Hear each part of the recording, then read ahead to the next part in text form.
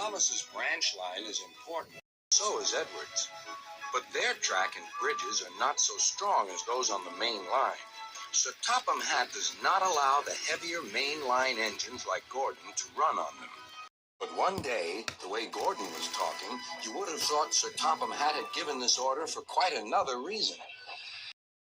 "It's not fair," grumbled Gordon. "What isn't fair?" asked Edward. "Letting branch line diesels pull main line trains." "Never mind, Gordon. I'm sure Boco will let you pull his freight cars sometimes." Gordon spluttered. "I won't pull Boco's dirty cars. I won't run on branch lines." "Why not? It would be a nice change." "Sir Topham Hatt would never approve," huffed Gordon. "Branch lines are vulgar." Gordon puffed away. Edward chuckled and followed him to the station.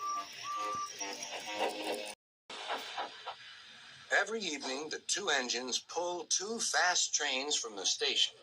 Gordon always leaves first with an express for the main line. Edward follows 5 minutes later with his train for the branch line.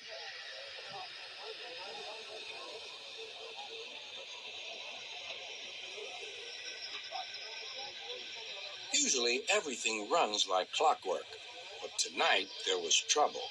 A lady in a green floppy hat was saying goodbye to a friend. It was nearly time for Gordon to start. The fireman looked back towards the conductor's van and saw something green waving. "Right away, mate." He thought the conductor had waved his flag. Gordon started, leaving luggage, his passengers, and the conductor all standing on the platform. Everyone was very surprised and cross.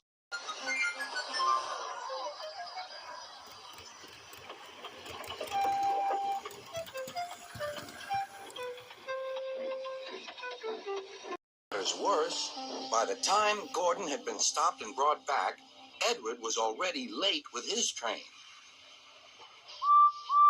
So now he set off first. But the signalman at the junction wasn't told about the change. By mistake, he sent Edward along the main line.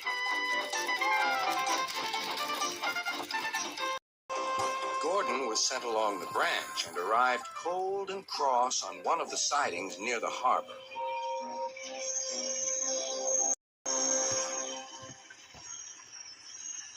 Next morning, Bill and Ben peeped into the yard. There were no cars for them, but they didn't mind that.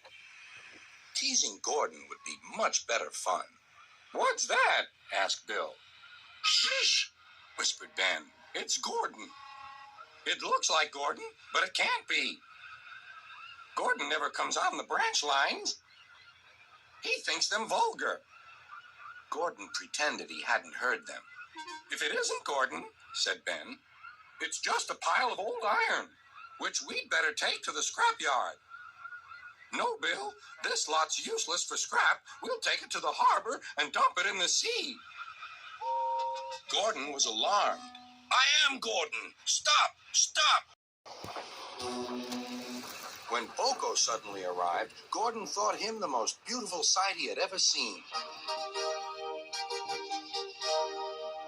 "Boco, my dear engine, save me!"